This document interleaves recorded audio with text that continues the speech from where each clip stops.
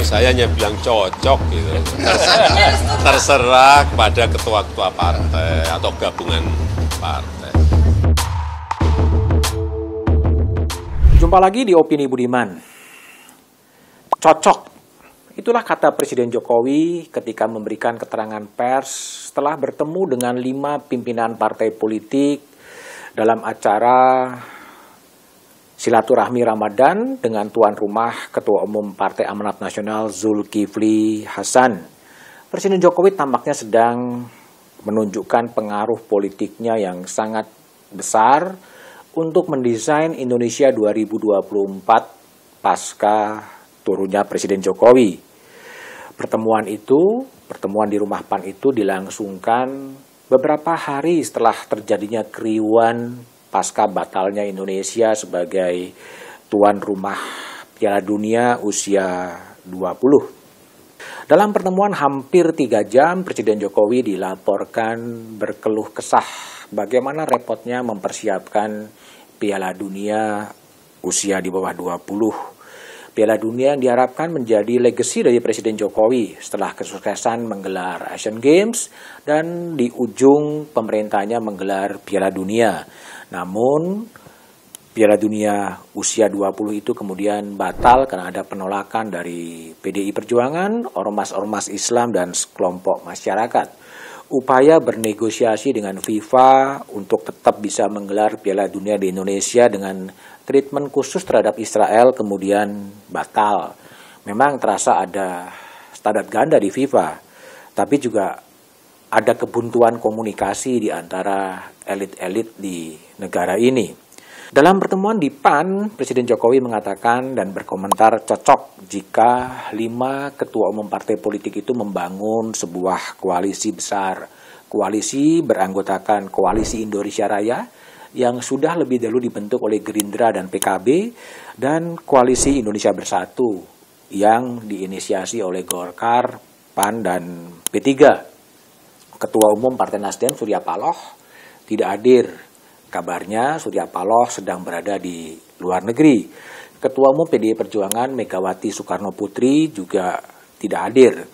Dikabarkan PDIP mengutus Sekjen PDI Perjuangan Hasto Kristianto untuk datang ke acara tersebut, namun itu juga urung terjadi. Puan Maharani dalam kesempatan terpisah mengatakan koalisi besar mungkin saja akan dibentuk jika ada kesamaan visi, kesamaan misi, dan cita-cita membangun bangsa. Kader PDI Perjuangan yang lain, Budiman Sujatmiko, mengatakan PDI Perjuangan bisa saja kemudian pada satu saat akan menjadi tuan rumah koalisi besar berikutnya. Koalisi besar yang direstui oleh Presiden Jokowi itu kemudian berlanjut dengan safari politik termasuk pertemuan Ketua Umum Perindo Haritanu Sudibyo yang menemui Ketua Umum Gerindra dan DPP Partai Gerindra. Partai Solidaritas Indonesia juga kemudian menyatakan secara terbuka tertarik dengan koalisi besar tersebut. Jika koalisi besar ini memang bisa diwujudkan, tentunya ini menjadi kekuatan besar untuk pencalonan presiden. Namun tentunya juga tidak mudah, tergantung pada proses negosiasi politik di dalamnya. Proses negosiasi siapa yang akan menjadi calon presiden, siapa yang akan menjadi calon wakil presiden.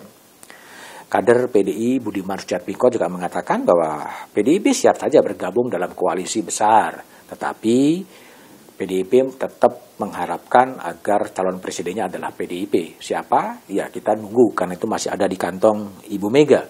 Gerindra juga tetap memasang Prabowo Subianto sebagai calon presiden. Presiden Jokowi tampaknya memberikan restu kepada Prabowo Subianto. Itu tercermin dengan sering perginya Jokowi dengan Prabowo dan sebuah acara di Papua. Kepala Badan Intelijen Nasional Budi Gunawan mengendorse Prabowo juga dengan mengatakan bahwa aura dari Presiden Jokowi sebagian telah beralih ke Prabowo. Airlangga Hartarto juga dijagokan untuk menjadi calon presiden oleh Partai Golkar. Muhaimin Iskandar sudah lebih dulu ancang-ancang untuk mendapatkan posisi bakal calon wakil presiden. Sedang PAN tampaknya akan memperjuangkan Erick Thohir sebagai calon wakil presiden. Negosiasi ini butuh waktu. Siapa capres, siapa cawapres? Apakah Prabowo akan berpasangan dengan Erick Thohir? Apakah Prabowo akan berpasangan dengan Muhaimin Iskandar? Apakah Prabowo akan dengan Airlangga atau Prabowo dengan Khofifah Indar Parawansa, Gubernur Jawa Timur? Itu pasangan-pasangan yang sedang diperhitungkan, tetapi juga yang menjadi penting adalah siapa yang akan membiayai, siapa yang akan menjadi bandar kontestasi politik itu biayanya sangat besar. Saat ini Presiden Jokowi memang mempunyai kendali yang cukup kuat terhadap pimpinan-pimpinan partai politik yang juga menjadi anggota kabinetnya. Seakan-akan ada kartu truf Presiden Jokowi yang bisa mengarahkan kemana pendulum politik itu akan diarahkan. Presiden Jokowi sendiri punya kepentingan bagaimana proyek-proyek tahun jamak seperti proyek Ibu Kota Negara itu bisa diteruskan oleh para penggantinya. Bagaimana dengan PDIP? PDIP punya peluang besar untuk maju sendiri karena satu-satunya partai yang memenuhi presidensial threshold adalah PDI Perjuangan. Tapi apakah PDIP berani maju sendiri? Saya kira tidak. PDIP tentu akan berkoalisi, mencari teman koalisi agar bisa mengusung capresnya sendiri. Kemungkinan besar PDIP akan menggandeng P3 untuk bisa mengajukan siapa yang akan menjadi capres dan cawapres. Dan siapa yang akan diusung memang harus menunggu keputusan dari Ibu Megawati Soekarno Putri. Bisa saja kemudian muncul pasangan Ganjar Pranowo, Sandiaga Uno. Sandiaga kabarnya akan segera bergabung dengan P3, Sandiaga juga sudah bertemu dengan Presiden Jokowi, dan bukan tidak mungkin Ganjar Sandi akan bisa muncul. Tetapi politik itu menjadi sangat dinamis, banyak drama-drama yang kemudian akan terjadi dan terjadi. Nasdem bersama Demokrat dan PKS telah mencalonkan Anies Baswedan. Nasdem berdasarkan hasil survei dan klaim-klaim dari Nasdem telah mendapatkan benefit elektoral dengan mencalonkan Anies Baswedan. Tapi memang tantangan bagi Nasdem tidak mudah. Tekanan-tekanan politik yang dihadapi Nasdem sekarang sedang terjadi. Beberapa pengurus partai Nasdem sedang berhadapan dengan hukum. Itu satu faktor yang kemudian juga akan menjadi pertimbangan.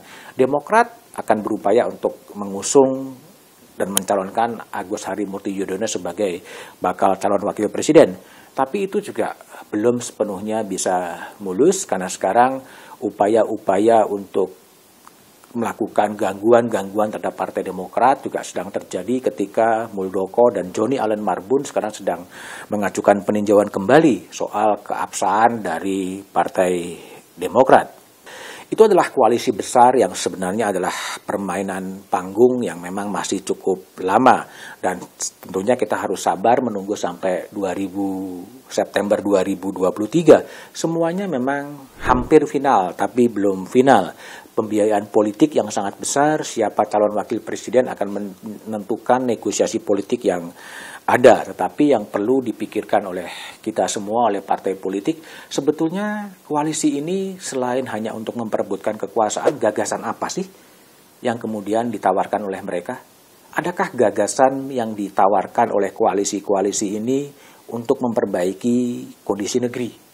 Misalnya saja, korupsi yang merajalela terus di bumi pertiwi sejak zaman VOC sampai sekarang masih terus terjadi dan terjadi. Ketika hukum diperdagangkan, ketika jabatan diperjualbelikan, ketika orang bisa menggunakan kekuasaan untuk menjadi kaya raya. Resep-resep inilah yang perlu ditawarkan kepada para pemilih agar ada gagasan bagaimana mengatasi ketimpangan sosial antara Jakarta, luar Jakarta, antara Jawa, luar Jawa, antara Barat dan Timur. Gagasan apa yang ditawarkan oleh koalisi-koalisi itu? Sehingga publik sih berharap bukan hanya koalisi untuk mendapatkan dan memperebutkan kekuasaan, tapi koalisi dengan gagasan yang solid untuk memperbaiki kondisi negeri ini. Inilah yang harus ditawarkan oleh partai-partai politik, sehingga hari ke hari negeri ini kian baik, dan korupsi semakin bisa diperkecil, semakin bisa diminimalisir dengan kebijakan-kebijakan yang lebih progresif.